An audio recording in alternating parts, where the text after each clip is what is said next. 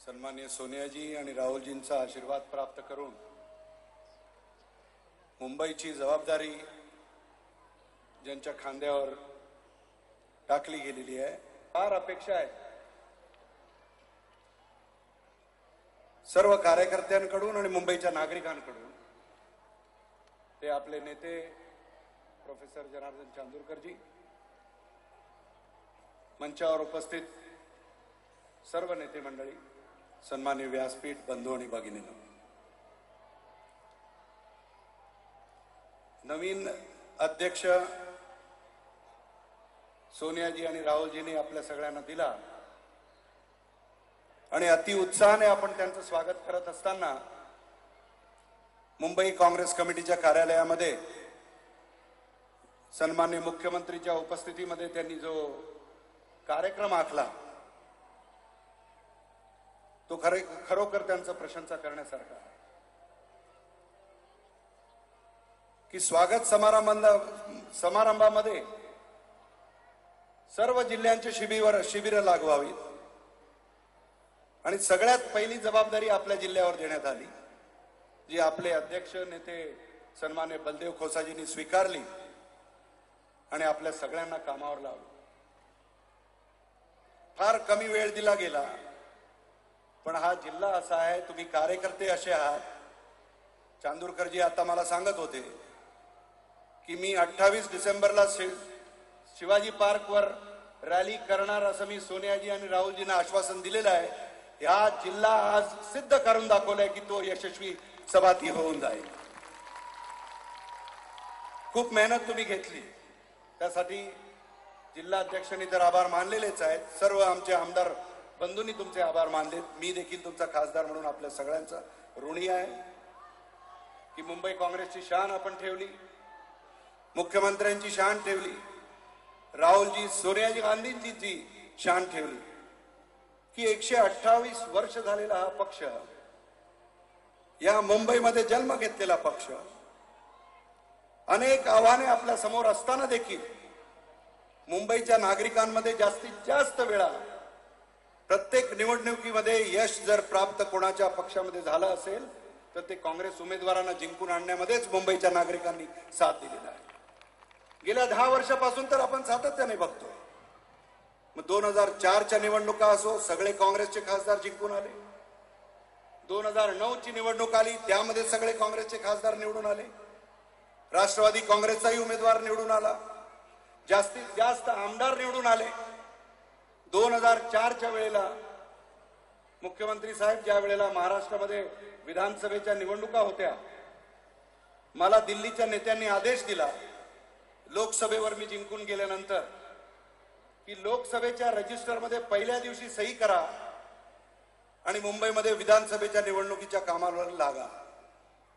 कारण चित्र जे देशासमोर राज्यासमोर होतं, मुंबईच्या निवडणुकीवर, मुंबईच्या निकालावर महाराष्ट्रामध्ये आपलं सरकार येईल का नाही असा प्रश्नचिन्ह होता आणि मुंबई वासियांनी आणि काँग्रेसच्या कार्यकर्त्यांनी सिद्ध करून दाखवलं, जास्तीत जास्त आमदार मुंबईमध्ये जिंकून आले आणि आपलं सरकार पुन्हा स्थापित झालं। तीच परिस्थिती 2009 मध्ये आली, तीच परिस्थिती 2014 मध्ये आपल्या सगळ्यांची जबाबदारी आहे। माननीय मुख्यमंत्री आणि माननीय प्रांतात मुंबई काँग्रेसचे नवीन अध्यक्ष प्रोफेसर जनार्दन चांदोरकर यांच्या नेतृत्वाखाली तुम्ही जर मनात आणलं तर काही करू शकता।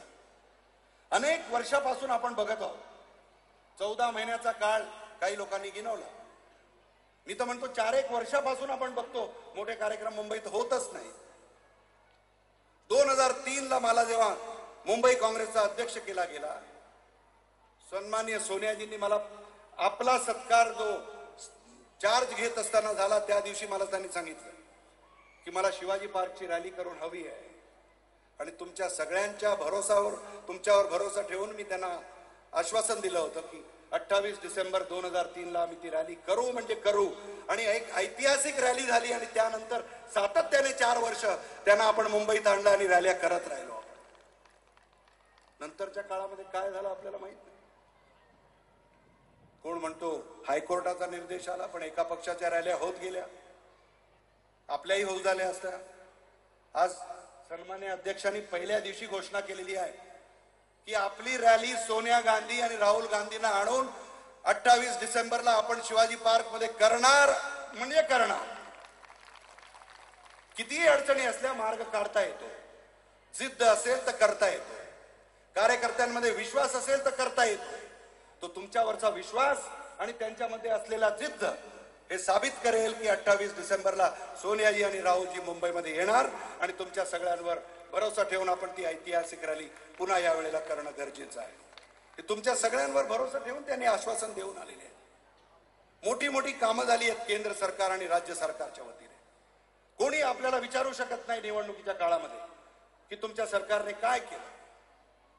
2004 डॉक्टर मनमोहन सिंग पंतप्रधान झाल्यापासून, सन्माननीय सोनियाजी UPAच्या चेअरपर्सन झाल्यापासून विविध कार्यक्रमाच्या माध्यमातून आणि खास करून मुंबईसाठी, जर आपण भाई जसं बरोबर बोलले की देशात बरीच मोठी कामं झाली, पण आपण मुंबईवर लक्ष केंद्रित करूया. मुंबईचंच म्हणायला गेलो तर आपण 2500 2800 कोटीचा पहिला मेट्रो यावर्षी पूर्ण होत आहे. तो डॉक्टर मनमोहन सिंग आणि सोनियाजींच्या आशीर्वादामुळे मुंबईला मिळाला. लाख प्रयत्न करून आम्ही त्याची परवानगी मिळवली. 11,500 कोटीचा मेट्रो थ्रू त्याचं उद्घाटन झालं. पण एन्व्हायरमेंट डिपार्टमेंटच्या काही अडचणी आहेत म्हणून त्याची सुरुवात होत नाही. टेंडर फायनल झाले, कॉन्ट्रॅक्टर फायनल झाला, रूट फायनल झाला, पण कार शेड जिथे चारकोप आणि मानखूर दोन्ही ठिकाणी एन्व्हायरमेंट मंत्रालयाचा प्रॉब्लेम असल्यामुळे त्याला वेग मिळाला नाही. 2009 मध्ये मी ममताजींना आपल्या मतदारसंघात आणलं, अंधेरी कॉन्स्टिट्युन्सी. आपण सगळे जाणत आहात. 100 ट्रेन्सची उद्घाटन त्या दिवशी झाली. बऱ्याच दुरंतो एक्सप्रेसची उद्घाटन झाली आणि बऱ्याच वर्षापासून आपण प्रयत्न करणारा एलिव्हेटेड रेल्वे, वेस्टर्न रेल्वे आणि सेंट्रल रेल्वेची मागणी आपण त्यावेळेला केली. तिने दुसऱ्या दिवशी तातडीने मला दिल्लीला बोलून घेतलं, विस्तारामध्ये चर्चा झाली आणि आज 21,000 कोटीचा प्रकल्प केंद्रीय रेल्वे मंत्रालय, पंतप्रधान आणि माननीय मुख्यमंत्र्यांनी मंजूर केलाय आणि मुंबईसाठी वेस्टर्न रेल्वेचा कॉरिडॉर 21,000 कोटीचा एलिव्हेटेड रेल्वे हा मंजूर झाला. अनेक नवीन गाड्या सुरू झालेल्या. प्रत्येक रेल्वे बजेटमध्ये जास्तीत जास्त रेक्स आणि जास्तीत जास्त नवीन सुविधा रेल्वेच्या बांधवांना, आपण रेल्वेमध्ये प्रवास करणाऱ्या बांधवांसाठी आपण मिळवत गेलो. जवाहरलाल नेहरू अर्बन रिन्युअल मिशनच्या आधारावर आपण कमीत कमी 1,500 BST बसेस केंद्र सरकारकडून BST ला देण्यात आला. राजन सिंगजी तिथे विरोधी पक्ष नेते होते, त्यांना जाणीव आहे. आज महानगरपालिकाची जबाबदारी त्यांनी आणि अनेक वक्त्यांनी या ठिकाणी दाखवली, भाई जगतापनी दाखवली की कसे ते कमी पडतायत ज्यांना चुकीने आपण निवडून आणतो. लोकसभेमध्ये आपण सगळ्यांना जिंकवतो, काँग्रेसवाल्यांना. विधानसभेमध्ये जास्तीत जास्त उमेदवार जिंकतात आणि मतदानाला लोक निघतच नाहीत. 25% आणि 30% महानगरपालिकेच्या निवडणुकीमध्ये मतदान होतं आणि चुकीचे लोक त्या ठिकाणी जिंकतात आणि आज आपल्या सगळ्यांना भोगावं लागतं. आज मुख्यमंत्री साहेब, मी गेल्या 18 दिवसामध्ये लोकसभेची रिसेस त्या काळामध्ये जर 4-5 महिन्यामध्ये जसं आपण जनसंपर्क अभियान वॉर्ड वाईज 40 वॉर्ड मध्ये आम्ही पूर्ण केला. प्रकल्प 2004 ला आमचं सरकार जर निवडून आलं तर आम्ही मंजूर करून घेऊ. पंतप्रधानांकडे जिंकून आल्यानंतर सगळ्यात पहिली मागणी केल्यानंतर पहिल्यात पहिला प्रोजेक्ट 1,600 कोटीचा मध्य वैतरणाचा प्रकल्प आपण मंजूर करून घेतला, जो पुढच्या 15 वर्ष मुंबईच्या नागरिकांच्या पाण्याच्या टंचाईचा प्रश्न मिटवून टाकेल. तो पूर्ण होत आलेला आहे. लवकरच ह्या पावसाळ्यानंतर तुम्हाला दिसून येईल ही शिवसेनेची जबाबदारी होती, ही भारतीय जनता पार्टीची जबाबदारी होती. करून दाखवलं. हे भाईनी व्यवस्थित आपल्या समोर विचार मांडत असताना बोलले की काय करून दाखवलं तुम्ही.